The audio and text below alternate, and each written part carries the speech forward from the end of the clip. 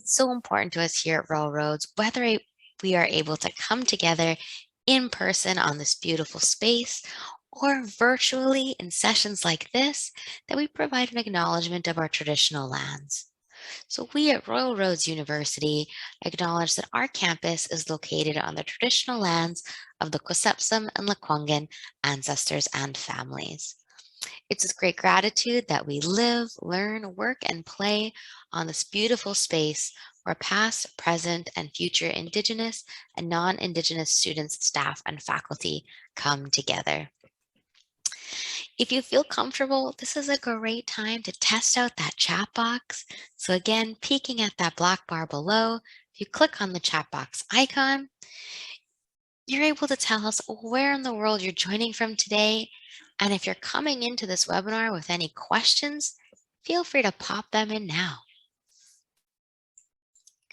We're here today to talk about our Master of Arts and Graduate Diploma in Higher Education Administration and Leadership, and some of the other fun programs that are attached to this suite. My name is Selena Kunar, and I'm an education specialist here on campus, and I am thrilled to be with Dr. Russ Wilde, who's the program head of this amazing group of programs. Thanks so much for being here today, Russ. You're very welcome. Glad to be here. We're going to hear from Russ in just a few slides. But first, we want to let you know how we're going to spend this very quick 25 minutes we have remaining together today. We learned a little bit about us. We'll learn a little bit about you from the chat box. We're going to just quickly give you a flash of what you can expect from the RRU experience. Of course, talk about our programs themselves. Make sure we leave you with some information around application requirements, and then have time to answer some questions and have conversations as well. So with that, I'm going to head right into that RRU experience. We're so lucky to be based here in Victoria in BC. We are noted as one of the most mild climates in Canada, so these photos are a pretty fair representation of what our campus looks like year-round. So in this top left photo, you see Hatley Castle, who is quite famous on our campus for being in movies such as the X-Men franchise, Deadpool, and some Disney series as well. But beyond that castle, you see a variety of teaching and learning buildings. Super close to Hatley Castle, we have a variety of curated gardens. And here on this slide, you see a picture of our beautiful Japanese gardens. Just across the way from those curated spaces, we have Esquimalt Lagoon. Esquimalt Lagoon is actually a registered bird sanctuary. So not only are our 500 acres of overgrowth forest well loved by staff, faculty, and students and the greater community, but also a variety of fun critters as well. And then finally, this photo at the bottom corner there, this highlights online learning. Over 25 years ago, Royal Roads pioneered this blended learning model, where they combined the best of an online learning environment with short on-campus residencies to provide working professionals with the opportunity to pursue post-secondary education while working full-time. Here at Royal Roads, we are so committed to our beginnings as a university for working professionals. You'll see that when we talk about the delivery of this program. You'll see that when we talk about our cohort, our teaching faculty, folks who are scholar practitioners, who they themselves are not only academic experts, but who are out in the world putting into practice what they teach in our classrooms. We expect our students to bring challenges and opportunities from their workplaces to inform some of the conversations we're having in our classroom, to make sure that not only are we diving into theory, not only are we engaging in hypothetical learning, but that we're getting elbows deep in real-time problem solving in real time. So with that, why don't we navigate over to the next slide, because I'll pass the baton over to Russ to tell us about these exciting programs. Okay, thanks so much, Selena. Since we have a fairly short session today, let's jump right in and go to the next slide, and I'll talk a little bit about the set of programs overall. So we have the Master of Arts in Higher Education Administration and Leadership program, known affectionately as MAHEAL, actually has within it a few different options and programs that people can take advantage of depending on where you're at in your career right now and what your time availability is and what your goals are. So there's the full program, the Master of Arts, that's 2 years, 33 credits. But within that group of courses, we've also created some other pathways that lead to credentials. And those are as listed here on the screen. There's a graduate diploma in higher education administration and leadership that's 1 year, which is essentially the first year of the Master of Arts program. And that, once completed, can be fully laddered into completing the master's degree, should you wish at any time in the future. There's also a graduate certificate in systems leadership, which is three credit courses taken from the courses in the MA program. And likewise, there's a graduate certificate in development and international education, also drawn from 3 credits within the complete MA program. Again, those are fully transferable to completion of the MA program at a later time, should your circumstances or desires go that direction. Slightly different though, we have a graduate certificate in strategic enrollment management. We've just now finished the first running of that program, first time completely through. It takes 1 course from the MA program, but has 2 courses that are currently independent and not available in the Master of Arts program. Sometime in the future, they might be folded in as options, but for now, they are specific to this graduate certificate itself. Let's see, how about the next slide? Okay, so the overall purpose of the program, to help you as an aspiring or existing administrator develop the knowledge and skills that will enable you to function as an effective leader in today's and tomorrow's complex post-secondary educational environments. I just want to tell you a little bit. I've been working with this program at Royal Roads for a little over a year now. And previous to my time as a faculty member here, I spent many years, a couple of decades, as in various kinds of administrative and senior leadership roles in Canada's college system.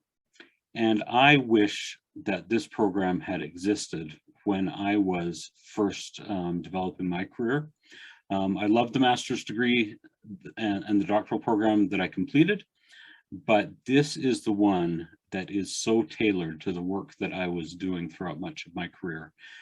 So focused on the skills and competencies and attitudes and knowledge that are really required to be an effective administrator in higher education institutions. This is a fantastic program, and it really delivers on this purpose statement that you see. Next slide, please. We do spend a lot of time talking about leadership, as you would imagine. These are all, some of the key leadership issues that we address. All of them, of course, important. I think that the recent events in the world, and of course, alluding to disruptions due to the COVID pandemic, challenges with student mobility as a result, and then more recently, a devastating war in Ukraine, that are having some disruptive effects on the world, and certainly as part of that on higher education. And so when I look at globalization, it's going to be so important that our emerging leaders in higher education understand the complexities of a global world. And we do spend quite a bit of time, and actually one of the streams of the program is specifically focused on issues of international development in higher ed and globalization. I think the other one that I would highlight, though they're all incredibly important, is the one you kind of see toward the middle of this slide, managing complexity. The world continues to become more and more complex. That involves a lot of issues of technology and world politics, financial issues, legal issues are more and more a part of the world. of a higher ed administrator, managing complexity is something that we spend time really unpacking and better understanding. Next slide, please. So these are some of the areas that we focus on in developing leadership. Really emphasize the importance of being critical and creative in thinking. You know, the trope is to think outside the box, but we really have designed the program to help people truly think in new ways, be creative, and be critical, to not just accept the way things have been done as necessarily the right way, but in a changing world, what past practices do we need to be critical of? How do we inquire and find new ways of acting and working together for the good of our institutions and our students? The other one that I'll really emphasize here, one of our core courses, MAHEAL 550, is all about systems thinking. We emphasize that big picture, different levels of system, the political systems, the higher education systems, the individual institutions, you know, the provincial systems in Canada, those exist within. We do a lot of work thinking about how do all these different elements impact each other within concentric systems. Next slide, please. Program at a glance. The MAHEAL program, it has a few options, but it's not too complicated. There aren't so many that it's difficult to kind of figure out which way you want to go through. It starts with some preparatory courses that really are onboarding to get you ready, introduce you to the program, make sure you know the systems at the university, are able to get access to all the resources you need to. Then there are the 3 required courses that form the core of the program. The first 2 are delivered at the same time, 501 and 510, take place at the same time. And that's the only time in the program that you would be in 2 courses at once. The rest of the time, it's one after the other. And so that can be a somewhat intense time, but a really important time. That includes a 2-week residency on campus at approximately the midpoint of those 2 courses. Then on to 550, and then you make a decision about whether you wish to pursue the systems leadership route through the program or the international education route through the program. Much of the content in these courses does overlap, but in the international education stream, a lot more attention is paid, and there are specific learning outcomes for working with the international side of administration in a higher education organization.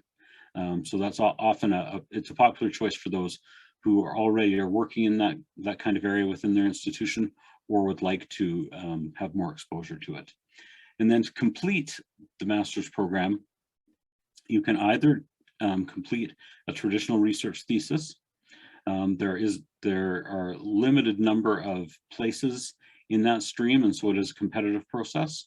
The majority of students elect to complete through a course-based research paper, where a handful of additional courses are taken, in which you're exposed to some other elements of higher education leadership, and especially where you develop your research paper proposal and complete a systematic literature review as your final project for the program.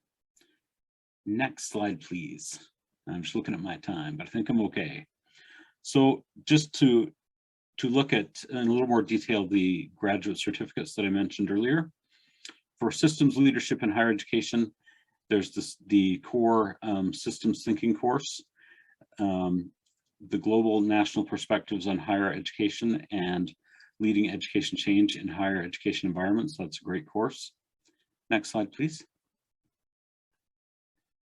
For the business development in international education stream, as I mentioned, some overlapping content, but much more globally focused and international education focused. MAHEAL 535, for example, focuses on culture in a globalized world and some of the issues that need to be attended to in that space. Next slide, please. Now, this is the graduate certificate that I mentioned earlier that does not completely overlap with the courses in the full MA program. Strategic enrollment management really encompasses everything in the pipeline of having students interested in a program, inquiring about a program, finding the right place in an institution, retention, all that management. Some of what we're involved in right here today. And it's a growing and really important part of any higher ed institution, and in many ways has become part of the core of the strategic planning that goes on at any institution to ensure that resources are focused as effectively, as optimally as possible to benefit students and make the institution as effective as it can be. So this certificate does have the core systems thinking course, but it also has 2 courses specifically regarding enrollment management and strategic enrollment planning.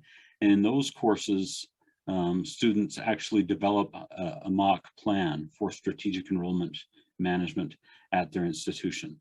Certainly at an introductory level, but when you leave this certificate, you will actually have gone through all the steps and stages to create a working strategic enrollment plan for an institution. And next slide, please.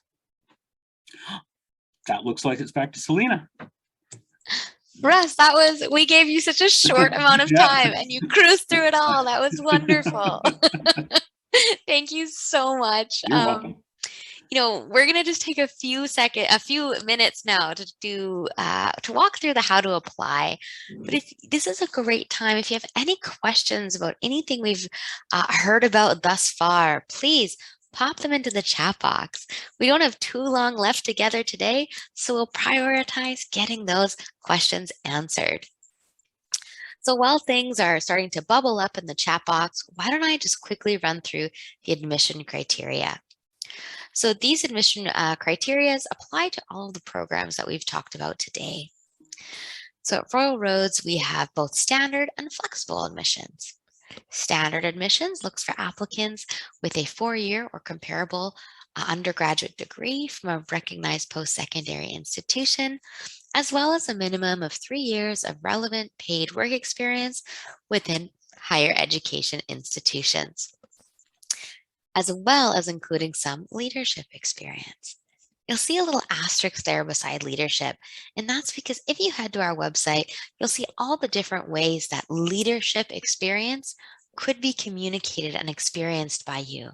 So indeed, that means for some folks being in roles of positional leadership in their workplace, but for others that could look like leading others to a shared common goal, to be showing up authentically as a leader in different spaces. So please check out that definition if you're interested in what leadership experience could mean. Coming back to our roots as a university for working professionals, we very much want to honor the learning and the education that comes from lived experience. So flexible admissions is for those folks who may not have a traditional academic background heading into a master's level program, but have significant experience in the field, and we recognize can bring an incredible amount of richness to our learning environments. So for flexible admissions, we look for folks who would normally have about 7 years of work experience in higher education, with a minimum of 3 years of those being leadership related. Flexible admissions is assessed on a case-by-case basis. So if you have any questions about what that could mean for you, send us a message.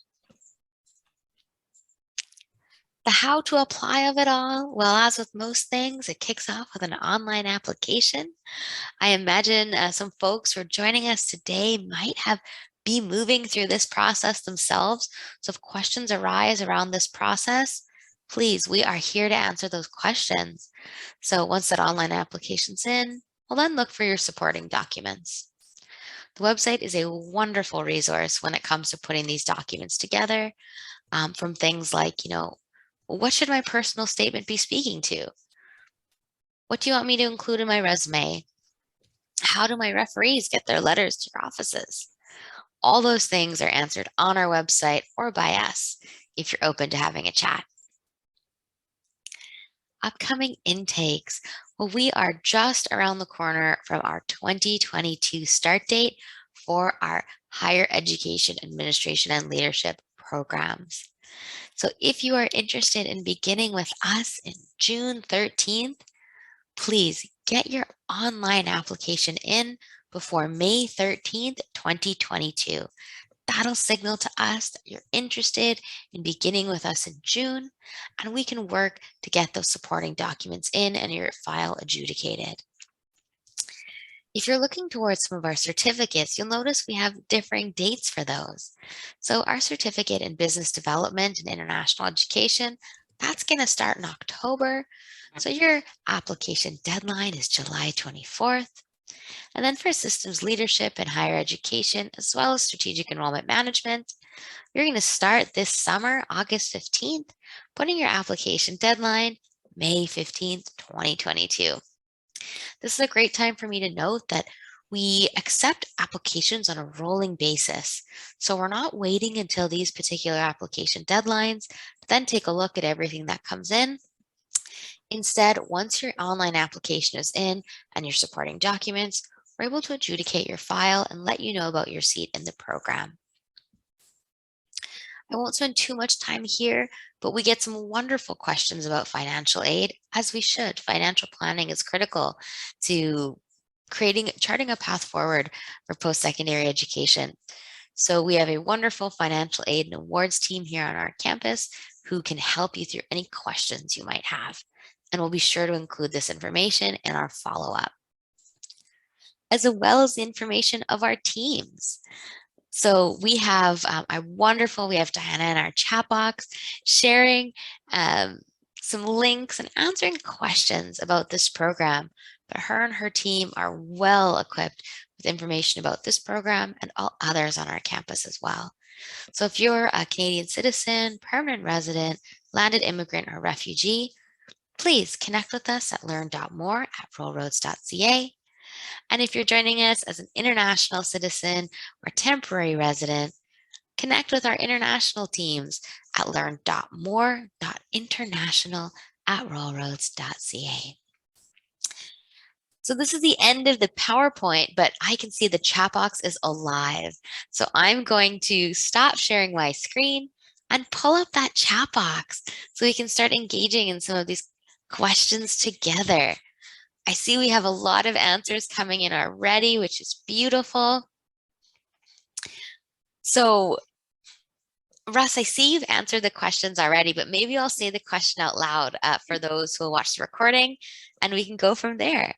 So Lindsay had asked, how many students did you have in the first cohort of GC-SEM? Yeah, I think it was 9. And that was our first intake of that Very certificate, first intake. Yep. which was so exciting. The first certificate in Canada of its kind. Yeah, that was a thrilling experience. Yeah, and we'll was talk to those 9 once they've moved through the program a little bit more. We'll get them on a webinar. Yep. How many students are typically in the MAHEAL cohorts? That can range a little bit. It's generally no fewer than 15 from what I've seen, but it ranges up to about 25.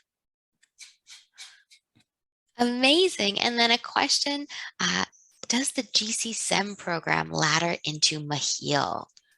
So the answer to that is only partially. HEAL 550 is the first course in that program, and that does ladder into the MA. The other 2 courses currently are not part of the MA program. At some point in the future, we may be able to coordinate that a little more fully, but right now they are not part of the program. We had a great question around moving through, well, what does life look like once you're in the program? So the question was, do we have any live classes that students must be online to join in the daytime?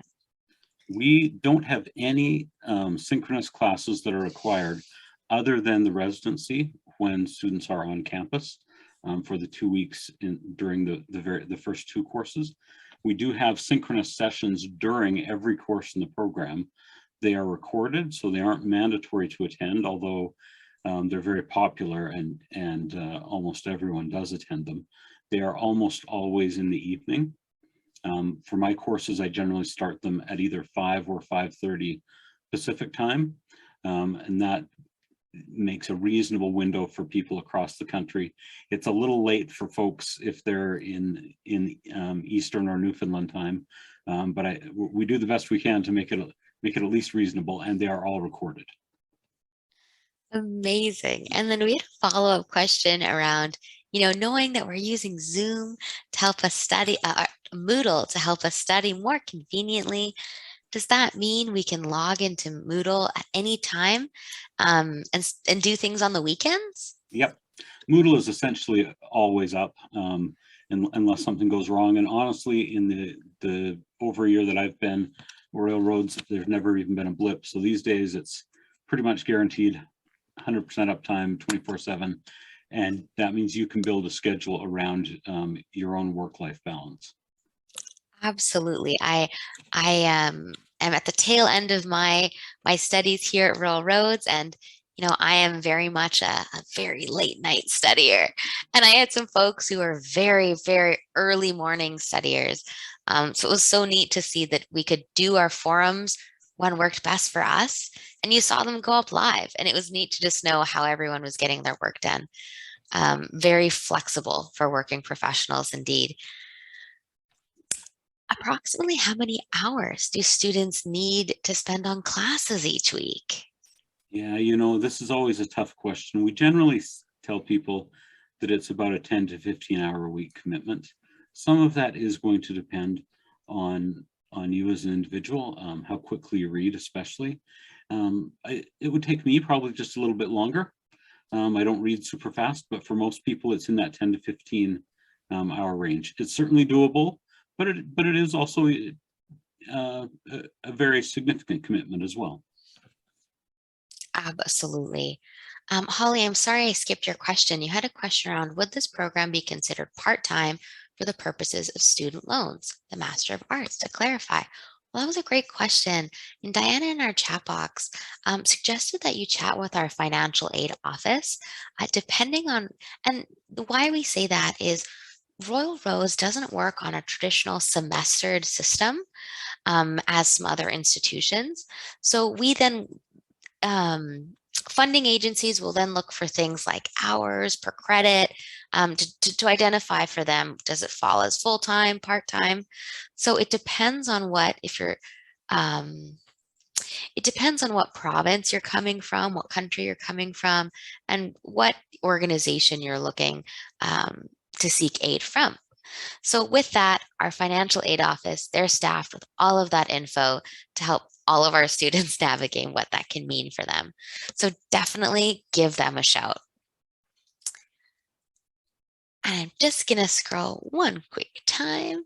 Oh, and then we had a great question around, may I know if I could get a specific class schedule for the program in June? And you can indeed. We have our schedules on our website. But what I can do to make sure it's handy is I'll put it up in the follow-up communications, because what's really cool about that is you're able to see what dates those residencies fall, because it is mandatory that you participate in those. So that really helps folks know as they're looking forward. Okay, so that week I got to be here, I got to be there, and it really helps you plan out what intake may be best for you. So with that, we're just a few minutes over time after that lightning round of questions, Russ. Thank you so much. Was there anything you wanted to share, Russ, before we close out today? No, I think we've covered everything. I hope everyone will register and come work with us. Absolutely. And, this was just our opportunity to chat with you guys as we're just around the corner from the intake of 2022. And we're so excited to hopefully have so many of you join us for that intake. So if you have any more questions, know that the opportunity for conversations has not closed. Connect with us at learn.more@royalroads.ca and learn.more.international@royalroads.ca, because we are just here to help.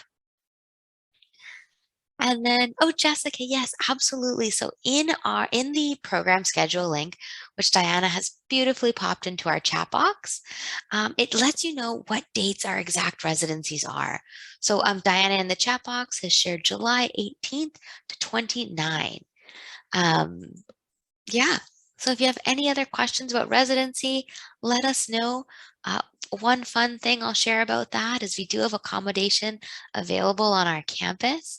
I myself am from Victoria, but much of my cohort was not. So I did elect to stay on campus because much of my cohort was, and that is just a very fun experience, a very immersive experience for sure. So we can always send you more information about accommodations and things as well. So with that, we wish you a wonderful rest of your morning, afternoon, or evening, depending where in the world you're joining us from, when you're tuning in right now, or when you're watching the recording. Have a great rest of your day. Bye. Bye, everyone.